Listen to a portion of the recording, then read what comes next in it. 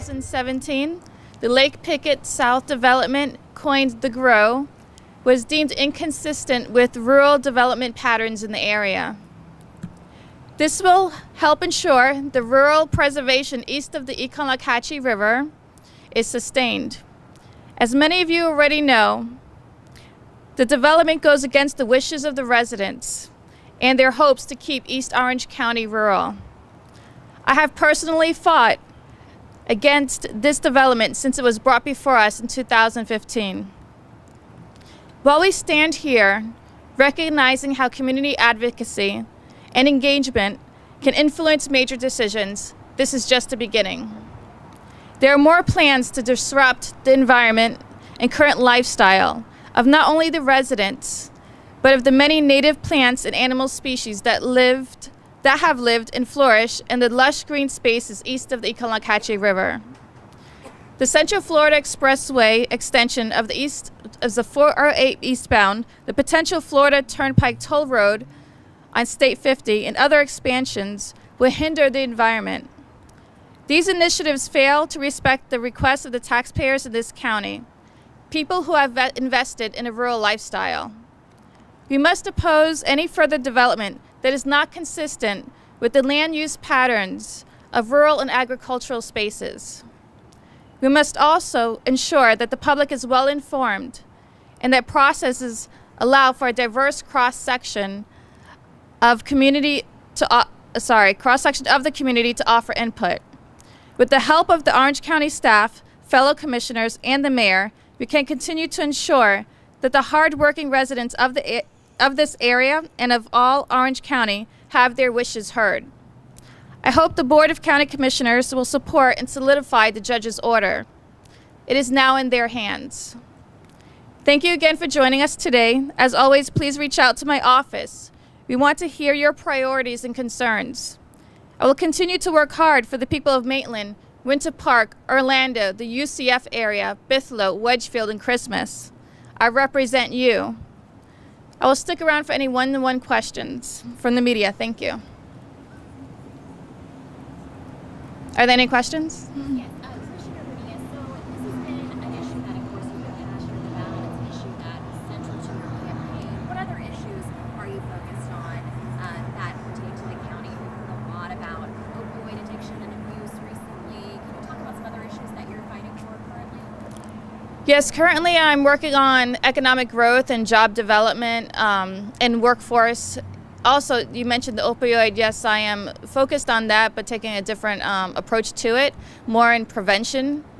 And also I'm looking at our jail system and what we can do to help prevent reentry. Commissioner Bonilla, do you think this will be a hard discussion to have? Because leading up to it, there was a lot of varied opinions. Many of people lived there or had any connections with it.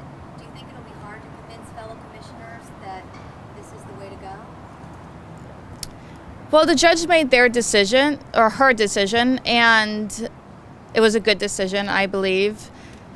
From here on out, it's mostly political, and their decisions is going to be based on the political atmosphere of the county and the community. What happens if the commissioners don't reverse the approval vote now that the judge had ordered that? What happens next?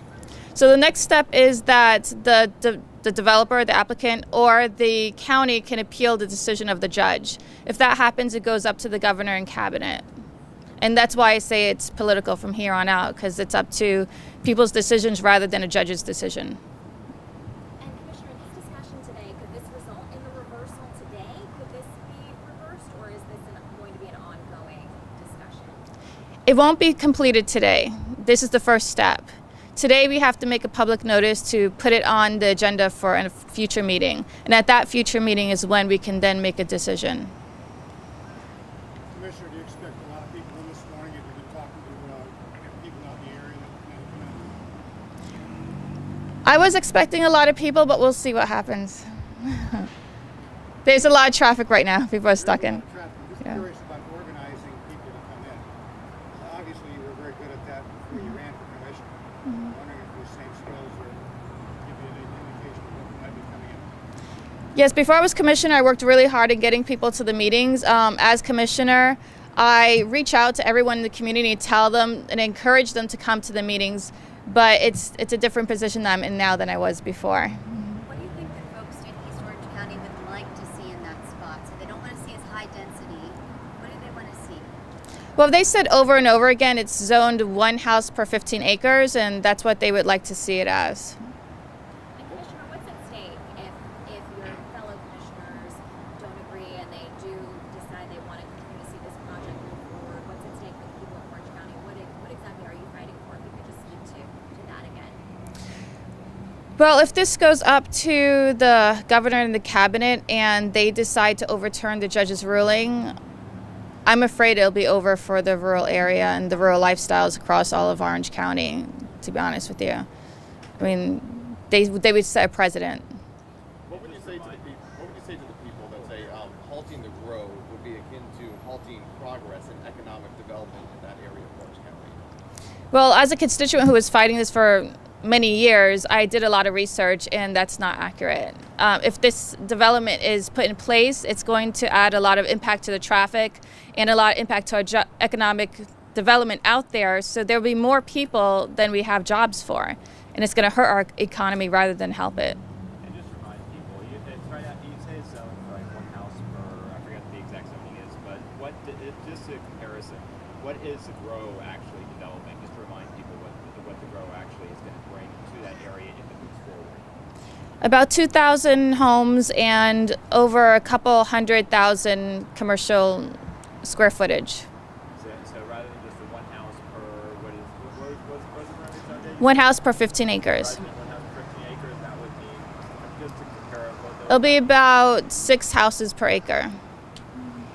Commissioner Bonilla, you talked about a couple of other projects. You said something about 50. Can you reiterate on those other projects that you feel like might then kind of come after this one? Well, after this, then any developer can purchase land out there and decide that they want to build an urban development out in the rural area. You mentioned a few specific projects, so are they in the works already in that area? There are no projects in the works in the area that are like this, but there are some projects in the rural settlements, and that's actually a different situation. I guess what she was trying to get at is, suppose, you mentioned the possibility of 408 and 50 becoming essentially extended as 4-lane toll roads in Brevard County. Will you be opposing those efforts? I know that you're certainly moving forward. How critical are those to what you do? Okay. Well, in one of the reports for the 408, or I'm sorry, I believe it was either the 408 or the 50, they did mention the grow as a reason for needing the expansion out there. If this development doesn't happen, then that expansion is not necessary. And if we continue with rural development out there, these expansions are not needed. Urban development out there and urban growth is what's pushing the 408 extension or the turnpike expansion out there. And if we continue with our rural growth patterns, then that won't be necessary. So I feel that if we have the 408 go through there, I mean, there's a lot of consequences that we're going to deal with when it goes out there. It's going to destroy the rural lifestyle out there. It's going to separate the community because of where it's going to go. It's going to hurt the environment because it's creating another bridge over the Econlockhatchee River. I mean, there's many impacts that it can have. And also it will encourage more growth out there, something that the people out there are against. So I'm not in support of the 408 expansion or the Florida Turnpike. The Florida Turnpike for other reasons as well, because I mean there's a lot of poverty out there, and the last thing they need is another toll road going through their area. And I've driven around, I've traveled looking at different solutions, and a toll lane within another road is really not the answer, and it doesn't work in other areas. So I don't see it working here, especially in an impoverished area. And what does it say to people if the grow goes through? What's it say to people who actually buy in a rural area? One don't want to be 2 feet from their neighbor's house. What does it say to them? I mean, there's no guarantees. What does it say to those people who want to actually purposely buy into a rural area, but then hey, we can expand right into you? Well, that's one of the reasons why the people in this area have been fighting these urban developments, because people move out there for a certain lifestyle. They like this space, they want this space, And having a development come in where you could just, and I say you reach out your window and you can shake your neighbor's hand through their window, I mean, that's not the lifestyle that they moved out there for. And who brought this up to the judge once this was originally approved? Was it you or to look over? Yes, so I was part of the original group who brought this petition to the judge, and I had to drop out after I became a commissioner because it just was odd me suing myself. Do you think that your commissioners, your fellow commissioners, will agree with you? Do you think that they're going to put aside? I mean, this was a close vote when it happened. It was 4-3. So, and even the mayor voted against both Lake Pickett projects. So, what do you think will happen? Well, I feel that the very first meeting after I got elected, I brought it up to rescind the motion. And Clark said that his position hasn't changed, so he seems from that conversation that he will be for rescinding the motion. The mayor's also said that she's never agreed with the development, so I feel that she would also be in support of rescinding. And Commissioner Thompson, she begged Siplin at that meeting to rescind the motion, so I feel that she would be a strong advocate for it, based on the words that she used at that time. Do you feel optimistic about? At least the three of them I feel optimistic about. So just to clarify, today is just to put it on the agenda for the day. It's not for us to have, is it to have a full-fledged discussion as well in the meeting? I don't know what kind of discussion will happen today, but the goal for today is to have a public notice that at a future date, preferably the 29th, that we will discuss the motion and make a motion at that time. And how many votes do you need to get that public notice put out there? There's actually different ways I could accomplish it. We'll see how it goes in the meeting. What is the impact of the grow on you and your family? I feel, well, we won't have our rural style of living. They're trying to show the grow as being this wonderful agricultural community. The types of homes that they're proposing to build out there are not the style that we want in our rural area. The impact, the schools are overcrowded, the roads are overcrowded, the water, we don't have room for this growth. We don't want this and growth. we're concerned about the Econo-Lockahatchee River, and it's such a necessity for our lives and Orlando's lives that it's going to be affected greatly by the developments. Yes, we are also concerned the more people that move in our area, the crime rates are going to grow.